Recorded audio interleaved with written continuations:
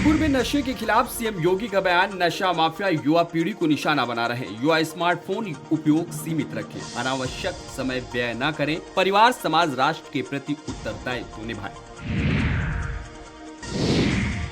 आज आजमगढ़ दौरे पर CM Yogi Adityanath. Police line में उतरेगा हेलीकॉप्टर। 1 घंटे अधिकारियों के साथ एसआईआर विकास कार्यों पर करेंगे समीक्षा बैठक। सुरक्षा की तैयारियां पूरी। महाराणा प्रताप शिक्षा परिषद के संस्थापक सप्ताह 2025 के पुरस्कार समारोह में बोले सीएम योगी।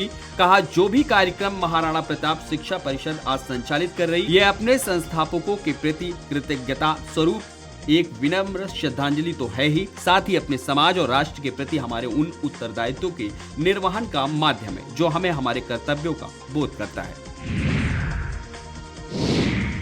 64 गांवों की क्रिकेट टूर्नामेंट में शामिल हुए अखिलेश यादव। क्रिकेट टूर्नामेंट विजेताओं को किया पुरस्कृत। किसान आंदोलन पर बोलते हुए कहा, 323 किलोमीटर की सड़क बनाई हमने, एक भी किसान का आंदोलन नहीं हुआ। सर्किल रेट बढ़ा करके पूरा मुआवजा दिया। किसानों को सलाह है इधर उधर न भटके। एसआईआर पर तंज कसते हुए कहा, 11 साल बाद घुसपैठिए ढूंढे जा रहे हैं। इंडिगो एयरलाइंस के सीईओ को डीजीसीए ने भेजा समन। ऑपरेशनल दिक्कतों का पूरा डेटा देने के दिए निर्देश। आज 3 बजे डीजीसीए कार्यालय में हाजिर होंगे इंडिगो सीईओ।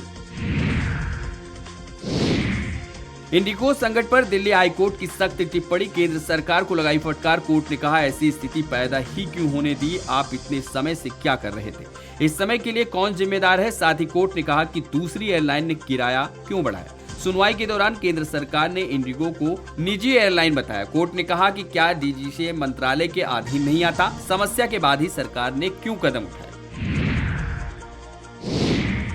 चुनाव सुधारों पर लोकसभा में बोले सांसद कंगना रनौत। कहा, कांग्रेस ने कानून का सम्मान नहीं किया। एसआईआर के नाम पर विपक्ष ने तमाशा किया। बिना तथ्यों के आरोप लगाए जा रहे हैं। ईवीएम नहीं, लोगों के दिल हैक करते हैं। केंद्रीय राज्य मंत्री बीएल वर्मा की भारत समाचार से बातचीत। काशी तमिल संगमम 2 दिसंबर से जारी। तमिल और काशी के बीच और गहरा संबंध हुआ। राहुल गांधी पर हमला करते हुए कहा, उनकी विदेश यात्रा पहली नहीं है, उन्हें कांग्रेस भी गंभीरता से नहीं लेती। इंडिगो पर समाजवादी पार्टी सांसद अवधेश प्रसाद का बयान। कहा, यह देश के सामने एक बहुत बड़ा संकट था। बहुत से लोग अपनी हवाई यात्रा ठीक तरह से करना चाहते थे, लेकिन अफसोस है कि इस पर सरकार की ओर से कोई सार्थक कदम नहीं उठाया गया।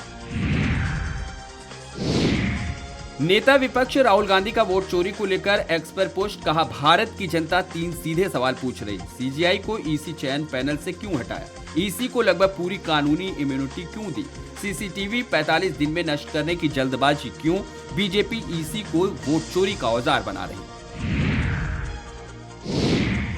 कांग्रेस सांसद मनीष तिवारी ने कहा कि सांसदों का संवैधानिक अधिकार है। अगर उन्हें लगता है कि न्यायपालिका में कुछ गलत है तो उन्हें संविधान से महाभियोग प्रस्ताव लाने का अधिकार है। महाभियोग प्रस्ताव के बाद न्यायाधीश जांच अधिनियम के तहत जांच की जाती है।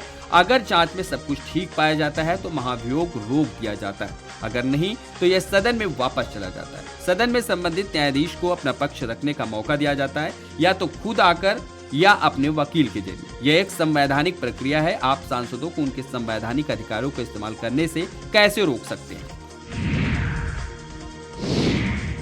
राहुल गांधी के विदेश दौरे पर बोले कांग्रेस सांसद इमरान प्रतापगढ़ी। कहा, राहुल गांधी विदेश सेमिनार में हिस्सा लेने के लिए और छात्रों से बात करने जा रहे हैं। भाजपा इस बात पर कह रही है और प्रधानमंत्री मोदी तो ज्यादातर पर्यटन के लिए विदेशों में जाते हैं। इंडिगो की हजारों फ्लाइट्स कैंसिल हुई और सरकार इन मुद्दों पर चर्चा कराने के बजाय दूसरे विषयों पर चर्चा करती है।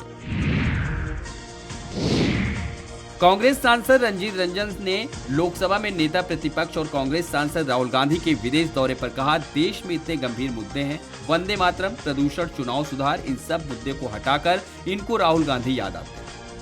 इतना क्यों डरते हैं? प्रधानमंत्री भी तो बाहर जा रहे हैं। हर नेता प्रतिपक्ष बाहर जाता रहा है और अंतर्राष्ट्रीय स्तर पर चर्चा करता रहा। ये सिर्फ राहुल गांधी करते रहेंगे कि 12 साल में इन्होंने देश के लिए क्या किया, युवाओं को नौकरियां क्यों नहीं मिल पा रही हैं, इनके बारे में चर्चा करेंगे। भाजपा सांसद दिनेश शर्मा ने कहा कि मुझे लगता है कि कांग्रेस की 95 पराजय के बाद वे राहुल गांधी हार का शतक जल्दी पूरा करेंगे। हर चुनाव के बाद उन्हें 1 से 2 विदेश यात्राएं चाहिए। चुनाव सुधार से ज्यादा कांग्रेस के सुधार की जरूरत है। वे ना प्रदर्शन कर पा रहे हैं, ना ट्रांसफॉर्म कर पा रहे हैं। चुनाव सुधार से ज्यादा कांग्रेस सुधार की जरूरत है। कांग्रेस सांसद प्रमोद तिवारी ने कहा कि भाजपा रंगे हाथ पकड़ी गई है। जो आंकड़े राहुल गांधी ने दिए हैं, जिस तरह का बिहार का चुनाव परिणाम आया है, जिस तरह छीना गया, महाराष्ट्र में 90% भाजपा के उम्मीदवार जीत रहे हैं, हरियाणा में 0.9% से कम जीत को हार में बदला गया। यह वोट चोरी नहीं, वोट डकैती है और राहुल गांधी ने इसे बेनकाब कर दिया है। मैं दावे से कहता हूं कि चुनाव आयोग और भाजपा ने मिली भगत करके लोकतंत्र पर डाका डाला है। उत्तर प्रदेश के उप मुख्यमंत्री केशव प्रसाद मौर्य ने लोकसभा में नेता प्रतिपक्ष और कांग्रेस सांसद राहुल गांधी के बयान पर कहा, कांग्रेस पार्टी वोट चोर पार्टी है। आजादी से पहले सरदार पटेल का वोट चुराया, आजादी के बाद रायबरेली में राजनारायण का वोट चुराया और आपातकाल लगाया। भाजपा जनता के आशीर्वाद से देश और प्रदेशों में सेवा कर रही है। ये भ्रष्टाचारी, परिवारवादी, तुष्टीकरण करने वाले लोग हैं। ये लोग वंदे मातरम के विरोधी हैं और देश के दुश्मनों के समर्थक हैं। उत्तर प्रदेश के मंत्री ओम प्रकाश राजभर ने सपा प्रमुख अखिलेश यादव के बयान पर कहा, वे झूठ बोल रहे हैं। जिनकी मृत्यु हो गई उनके वोट काटे जा रहे हैं और जो लोग गांवों से आकर शहरों में बस गए हैं, उनके नाम एक जगह किए जा रहे हैं। 18 साल से ज्यादा उम्र के नए मतदाताओं के नाम जोड़े जा रहे हैं। समाजवादी पार्टी के नेता रामगोपाल यादव ने संसद में चुनाव सुधार को लेकर चर्चा पर कहा, एसआईआर जो हो रही है उसके लिए कलेक्टर, चुनाव आयोग के निर्देश जिम्मेदार, लेकिन असली गड़बड़ी करने वाले लोग जो हैं वह जिले में हैं। मैंने चुनाव आयोग से कहा था कि आप आदेश कुछ भी दें, लेकिन लखनऊ में बैठे लोग अगर कलेक्टर को कहेंगे कि वोट काट दो, तो भले आप कहते रहें कि उनका वोट रहे, पर वह कट जाएगा। सिर्फ चुनाव आयोग पर आरोप नहीं लगाया जा सकता। जो प्रशासन से जुड़े हुए लोग हैं, जो पार्टी की तरह काम करने में लगे हैं, वहीं इन वोटों को इधर उधर करने के लिए जिम्मेदार है। चुनाव सुधारों के लिए 2-3 चीजें जरूरी है, चुनाव आयोग की नियुक्ति और न्यायपालिका की स्वतंत्रता। अगर गड़बड़ी हो रही है तो सुप्रीम कोर्ट कहेगा कि चुनाव आयोग के काम में हम हस्तक्षेप नहीं करेंगे, चाहे वे मृत व्यक्ति को जीवित और जीवित को मृत दिखा दें, लेकिन सुप्रीम कोर्ट हस्तक्षेप नहीं करेगा। इसलिए बड़े पैमाने पर सुधार की व्यवस्था है।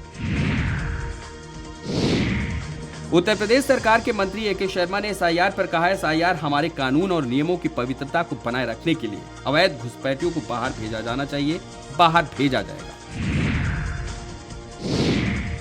भाजपा सांसद निशिकांत दुबे ने कहा कि कांग्रेस चोरों का सरदार है, इसलिए कोई भी राहुल गांधी को गंभीरता से नहीं लेता। अयोध्या में एक बड़ा मंदिर बन गया है, लेकिन क्या कोई राहुल गांधी या सोनिया गांधी वहां गए हैं? उन्हें सिर्फ अपने मुस्लिम वोट बैंक से मतलब है। यही वजह है कि वे एसआईआर और ईवीएम का विरोध कर रहे हैं।